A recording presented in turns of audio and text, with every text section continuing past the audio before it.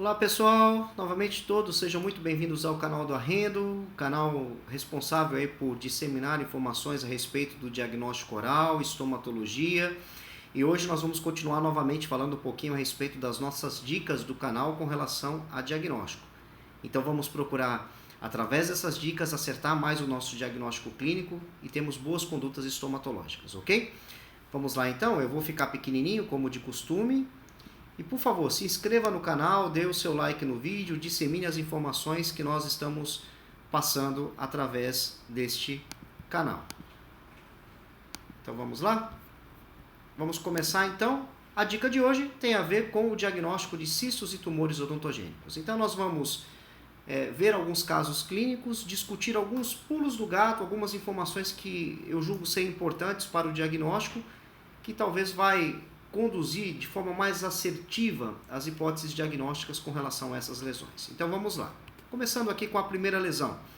Então, paciente jovem com uma tumefação em região anterior de maxila. Se você notar com bastante atenção, você nota que além da tumefação a presença de uma fístula, que é um trajeto epitelizado. E tomograficamente, radiograficamente, a gente consegue perceber então essa lesão. Então, radiograficamente, começando aqui, nós notamos então a presença de uma lesão radiolúcida, com limites escleróticos definidos. A gente nota também aqui o rechaçamento da raiz desse lateral, né? Então, o mau posicionamento dentário aqui, clinicamente, a gente consegue entender o porquê, provavelmente porque a lesão cresce de forma expansiva. E tomograficamente nós observamos então essa lesão com limites bem definidos, né? Uma lesão hipodensa bem definida. Na reconstrução 3D nós observamos novamente a lesão, né? O seu volume e também aqui o deslocamento novamente desse lateral. O que a gente observa microscopicamente, nós realizamos uma biópsia incisional, é a presença de um epitélio proliferativo entremeado por áreas hemorrágicas e infiltrado inflamatório crônico. Então, o nosso diagnóstico aqui, juntando as características clínicas, radiográficas, tomográficas e microscópicas, é de um cisto radicular inflamatório ou um cisto periapical. É muito importante observar aqui se esses dentes apresentam vitalidade pulpar. Nesse caso, nós percebemos no teste de vitalidade que realmente havia necrose pulpar. Então, isso é mandatório, né? Isso é muito importante que haja para explicar então a presença desses cistos radiculares inflamatórios. Na sequência, vamos ver aqui uma outra lesão. Aqui nós temos um pôntico de uma prótese adesiva e a gente não consegue ver aqui muito bem uma tumefação. Mas radiograficamente a gente consegue perceber uma área radiolúcida. Aqui nessa tomada periapical fica mais evidente, essa lesão inclusive tem bordas definidas e tomograficamente fica bem evidente nesse corte axial a presença de uma lesão hipodensa bem delimitada.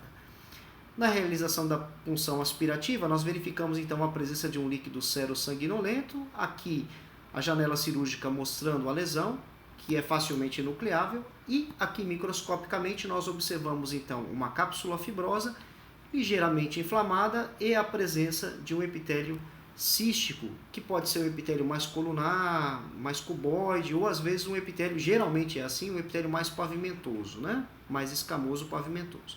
Então aqui eu tenho um cisto não mais radicular inflamatório. Provavelmente ele era isso no passado, agora nós temos um cisto residual, tá? Então a grande dica com relação ao cisto residual é que são cistos que surgem na mucosa, no osso, né? E esses cistos, eles são cistos que não tem relação com dentes ou restos radiculares, né? Provavelmente era isso no passado, eles não foram devidamente curetados ou enucleados, e aí permaneceram, e geralmente o infiltrado inflamatório ele é menos evidente do que o cisto radicular convencional. Vamos à próxima lesão. Então aqui nós observamos novamente um paciente jovem, usuário de aparelho ortodôntico, um dente semi-erupcionado, uma tumefação discreta, e aqui a gente observa radiograficamente uma lesão radiolúcida muito bem definida relacionada com a coroa desse dente. Então essa é uma dica muito importante. Então fique atento, lesões radiolúcidas bem definidas com bordas escleróticas relacionadas com dentes impactados ou semi-impactados, né? O que a gente observa nessas lesões? Bom, a gente observa que essas lesões elas estão em íntima associação com o dente, principalmente com a região da junção amelo-sementária, então a gente consegue ver essa íntima relação, esse tecido fibroso, né, sendo removido. E microscopicamente o que nós vamos observar é a presença de uma cápsula fibrosa, um epitélio cístico, que pode ser um epitélio multicamadas, e também muitas vezes a presença de um epitélio odontogênico. Essa cápsula fibrosa, ela lembra muito, se assemelha muito com o capuz pericoronário. Então aqui eu tenho um cisto dentígero. Uma grande dica com relação ao cisto dentígero é que esses cistos se relacionam com dentes impactados, semi-erupcionados, e que também, quando tem relação esse cisto com dentes laterais, geralmente ele leva à reabsorção desses dentes. Então é muito importante observarmos isso. Outra lesão muito importante que nós queremos destacar aqui é essa lesão que a princípio não causa nenhum tipo de tumefação. Geralmente o seu crescimento é um crescimento mais antero-posterior. Olha, até radiograficamente é difícil de defini-la. Se a gente observar aqui essa panorâmica, a pergunta é onde está o óleo, onde está a lesão, né? É difícil de observar. Mas se você observar com atenção nessa região posterior, você vê uma lesão aqui radiolúcida. Nesse corte coronal tomográfico, a gente percebe que essa lesão ela tem uma relação com o seio, né? Embora a gente não consiga perceber aqui claramente os seus limites, pelo menos nesse corte tomográfico. Bom, o que nós observamos nesse quadro clínico que nos chamou a atenção? Foi feita uma punção aspirativa e essa punção veio esse líquido esbranquiçado, que lembra um leite condensado, líquido cremoso. Então isso é fortemente indicativo dessa lesão, que foi confirmada microscopicamente. A gente consegue perceber aqui o epitélio cístico, a cápsula fibrosa, e esse epitélio cístico a gente observa as células da camada basal empaliçadas, 6 a 8 camadas, corrugação epitelial, e é isso mesmo, o diagnóstico, queratocisto odontogênico. Então, dica muito importante sobre o queratocisto. Geralmente essa lesão é uma lesão que cresce antero-posteriormente, raramente tumefaz. É uma lesão cujo componente aspirativo geralmente é esse componente esbranquiçado, não é? E é uma lesão que recidiva com muita facilidade, tá? Comum em pacientes jovens. Vamos à próxima lesão, que é, de novo, um queratocisto odontogênico. Aqui é só para a gente reforçar um pouquinho esse conteúdo, né? Os queratocistos odontogênicos, geralmente, eles são mais comuns em região posterior de mandíbula. Então, aqui nós temos uma imagem clínica onde praticamente a gente não vê uma tumefação, um ligeiro apagamento do fundo de saco de vestíbulo. A imagem radiográfica nos mostra uma lesão multilocular, aqui em bolhas de sabão, essas loculações são grandes. Na reconstrução tomográfica a gente percebe a presença dessas multiloculações e aqui a gente percebe a presença da cápsula fibrosa, geralmente é uma cápsula densa, e a presença aqui do epitélio cístico, as células da camada basal empaliçadas, 6 a 8 camadas, epitélio corrugado, queratocisto odontogênico, as mesmas características que disse anteriormente. Avançando um pouquinho mais, agora temos uma outra lesão bastante curiosa. Essa lesão geralmente está relacionada com a impacção. Então lembramos do cisto dentígero. Só que aqui nós temos uma diferença. A diferença é que essa impacção geralmente pode estar relacionada com calcificações finas, delgadas, né? Então a gente tem aqui no caso um paciente com uma provável impacção dentária. Radiograficamente a gente confirma isso, são duas impacções, a presença aqui de uma calcificação fina, delgada, a presença de uma lesão bem delimitada, né, com um halo esclerótico bem definido, aqui o aspecto transcirúrgico e aqui a macroscopia da lesão, mostrando então a presença da cápsula fibrosa bem espessa e a presença das calcificações delgadas e o dente associado. Histologicamente, o que vemos? Vemos a presença das células ameloblastoides, cetículo estrelado do esmalte e a presença de algumas calcificações. Então, o diagnóstico aqui, cisto odontogênico calcificante. Então, essas características são muito importantes e essa lesão tem uma lesão chamada lesão irmã, que é muito parecida com ela, que é essa lesão, né? Até o sítio de localização é mais comum. O cisto odontogênico calcificante geralmente acomete maxila anterior. Essa lesão também, eu estou trazendo um caso que foge um pouquinho à regra. Mas o que a gente observa nessa lesão? Uma tumefação em região anterior de mandíbula. Radiograficamente a gente nota uma lesão radiolúcida, bem definida, presença de calcificações discretas, um dente impactado, rechaçamento de raiz, aqui a lesão sendo enucleada, facilmente enucleável, aqui a relação da lesão com o dente impactado e microscopicamente a gente observa a presença de estruturas ductiformes, a presença do retículo estrelado do órgão do esmalte, e aqui nós temos também a presença de calcificações, não dá para ver muito bem nesse corte, na verdade não dá para ver nesse corte, mas tinha outras áreas da lesão, e aqui o diagnóstico é tumor odontogênico adenomatoide, então faz diagnóstico diferencial geralmente com cisto odontogênico calcificante. Vamos avançar um pouquinho mais, adentrando agora para os tumores odontogênicos, nós vamos observar então tumores mais agressivos, né? Essa lesão que também tumefaz a região da maxila, e a gente observa radiograficamente uma característica muito interessante. Essa lesão é uma lesão multilocular e é possível notar trabéculas ósseas bem finas em ângulo reto, né? Então a gente consegue ver aqui um bom exemplo, né? Formando uma estrutura como se lembra uma peneira ou uma raquete de tênis.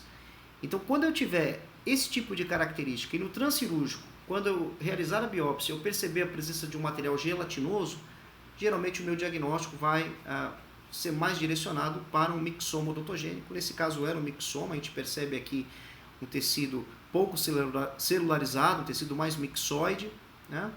E o sítio de localização mais frequente não é esse, geralmente é mandíbula posterior. Então, o grande diagnóstico diferencial dessas lesões se faz com a próxima lesão que veremos, que é o ameloblastoma, e também com os queratocistos odontogênicos. Bom, por falar em ameloblastoma, né? Então, dentre os tumores odontogênicos, muitas vezes nós encontramos aí, em termos de estudos de prevalência, como sendo um dos tumores mais frequentes, mais comuns. Pacientes jovens são mais afetados, adultos jovens, né? E a gente observa geralmente uma tumefação em região posterior de mandíbula. Aqui muito interessante o aspecto radiográfico, a presença de uma estrutura que lembra mais favos de mel, ao invés de bolhas, presença de bolhas. Então a gente vê mais esses favos de mel. A gente percebe aqui também a reabsorção da raiz. Muitas vezes essas lesões são muito expansivas, são destrutivas, podem romper as corticais pela sua expansão, pela sua invasão, pela sua agressividade. Aqui o aspecto transcirúrgico, mostrando aqui o ameloblastoma, e microscopicamente nós notamos a presença das ilhas ameloblastoides, polarização invertida, retículo estrelado do esmalte na área central. Então aí nós temos um ameloblastoma. Então lembrando, o diagnóstico diferencial principal seria então com mixoma odontogênico e com o queratocisto odontogênico.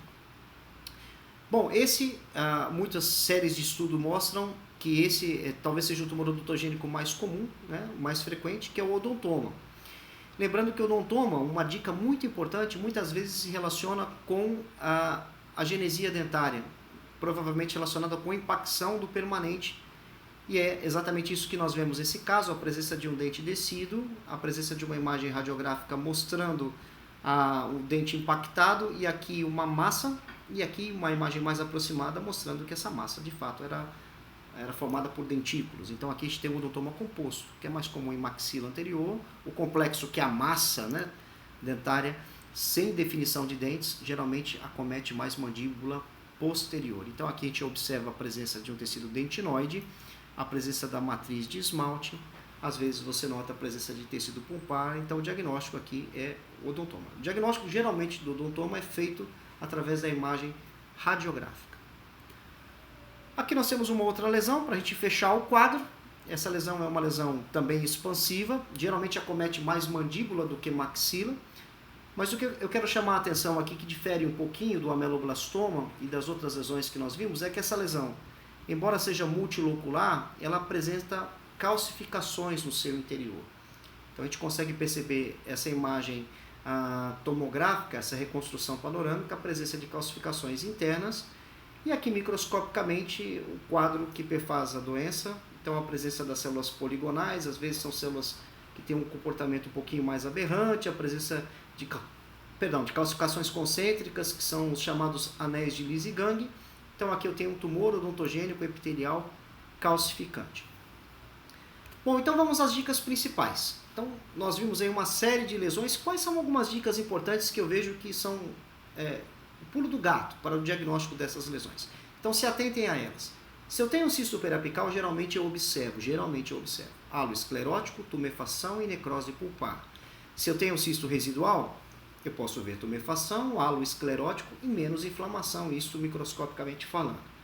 Se eu tenho um cisto dentígero, eu vou ver o envolvimento da coroa e muitas vezes a reabsorção de raiz de dentes adjacentes à lesão.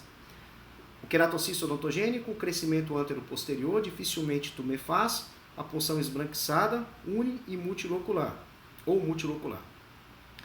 O cisto odontogênico calcificante, inclusão dentária, a presença de calcificações, nem sempre são encontradas, mas muitas vezes são, deslocamento radicular através do rechaçamento, pelo crescimento expansivo da lesão. Mixoma odontogênico, tumefação, trabéculas em ângulo reto. Lembra da raquete de tênis? Peneira. Esse é um detalhe muito importante. O ameloblastoma também é uma lesão que tumefaz, multilocular, agressiva localmente. O odontoma está relacionado muitas vezes com a epaxão dentária, pode ser complexo ou composto. E o tumor odontogênico epitelial calcificante, tumefaz, lesão multilocular. E aí eu não coloquei aqui, mas é importante lembrar das calcificações internas, né? Isso, de fato, dá uma imagem radiográfica mista, tá bom? Então era isso, gente. Qualquer dúvida, por favor, entre em contato, dê o seu like, dê sugestões para novas exposições. A gente vai ficar muito contente de ter essa comunicação franca e aberta com vocês. Novamente, muito obrigado. Nos vemos no próximo vídeo.